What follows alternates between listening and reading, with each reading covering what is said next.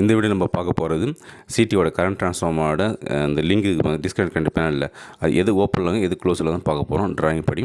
அதுக்கு முன்னாடி உங்களுக்கு ஒரு தியரிட்டிக்கல் ஒரு எக்ஸ்பிளைன் பண்ணிடுறேன். இது 100/5 ஆம்பியர் வந்து சிடி.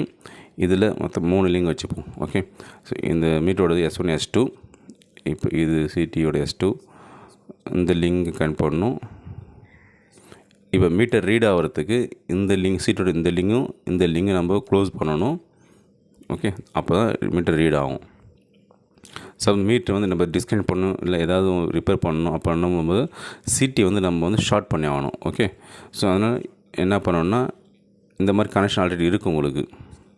இப்போ அந்த சென்ட்ரல் அந்த லிங்கை க்ளோஸ் பண்ணணும். அப்போ தான் எர்த்திங் ஆகி S1 S ஸ்டார்ட் ஆகிடும் எர்த்திங்கோட. ஓகே, ஸோ இந்த லிங்க் வந்து ஓப்பன் ஆகும். இந்த first link suppose dual ratio சிடின்னு பார்ப்போம். அது எப்படி கால்குலேட் பண்ணுறது பார்ப்போம்.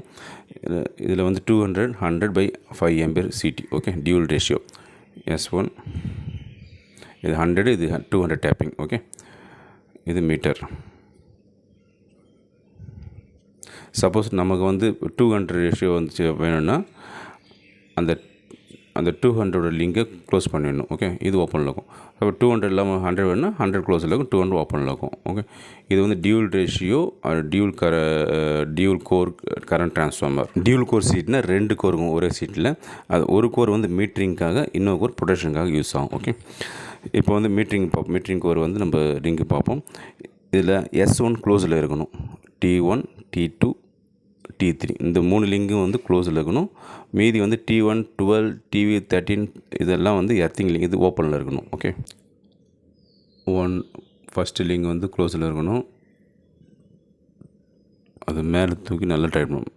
ஓகே, நல்லா மேலே லிஃப்ட் பண்ணி நல்லா டைட் பண்ணணும். 2 3 லிங்குமே நம்ம டைட் பண்ணுறோம். ஓகே, அடுத்தது வந்து இந்த பக்கம் இது வந்து S1 S2 வந்து 100, S3 வந்து 200. நம்ம 200 க்ளோஸ் பண்ணுவோம். ஸோ 200 க்ளோஸ் பண்ணுறதுக்கு T1 5 7 9 க்ளோஸில் இருக்கணும். 10 வந்து எர்த்திங் அது க்ளோஸில் இருக்கணும். மீதி வந்து எர்த்திங் லிங்க் வந்து 4 6 8 ஓப்பனில் இருக்கணும், 100ஓட டேப்பிங். ஓகே, மீதி வந்து 200 க்ளோஸில் இருக்கணும். இப்போ பார்ப்போம் நம்ம என்னென்ன லிங்க் நம்ம க்ளோஸ் பண்ணணும். 5 7 or 9 இது வந்து 200 டேப்பிங்.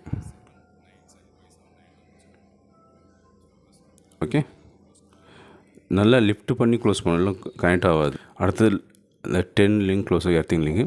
11 வந்து ஃபஸ்ட்டோட எர்த்திங் லிங்க், அதையும் க்ளோஸ் பண்ணணும். ஓகே, 12 13 14 வந்து ஓப்பன் ஆகும்.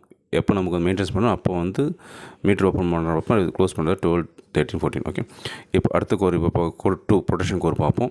இதில் S1 க்ளோஸ் பண்ணணும். அது க்ளோஸ் பண்ணுறதுக்கு 15 16 17 க்ளோஸ் பண்ணணும். மீதி எர்த்திங் லிங்க் வந்து 28 27 26 ஓப்பன் பண்ணணும்.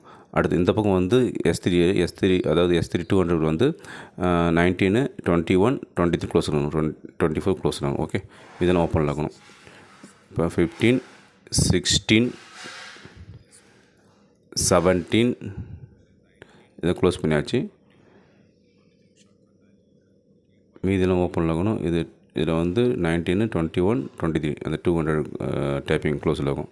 மீதி எல்லாம் ஓப்பனில் ஆகும். ஓகே, லிங்க்லாம் இது 2 நம்ம க்ளோஸ் பண்ணுவோம். சப்போஸ் 100 ரேஷியோ வேணும்னா 200 இதெல்லாம் ஓப்பன் பண்ணிவிட்டு லிங்க்லாம் ஓப்பன் பண்ணிட்டு 100 லிங்கை ஆஸ் பர் ட்ராயிங் நம்ம க்ளோஸ் பண்ணி வைக்கணும். ஓகே, சிடி லிங்கை க்ளோஸ் பண்ண ரொம்ப கேர்ஃபுல்லாகணும். இங்கே பாருங்கள், இந்த க்ளோஸ் பண்ணி ஆனால் கேப் இருக்குது. இந்த மாதிரி கேப் வந்துன்னா கனெக்ட் ஆகாது, சிடி ஓப்பன்லேயே இது பிளாஸ்ட் ஆகும் சான்ஸ் இருக்குது. ஓகே, ஸோ அதனால் நல்லா லிங்க் வந்து லிஃப்ட் பண்ணி க்ளோஸ் பண்ணணும்.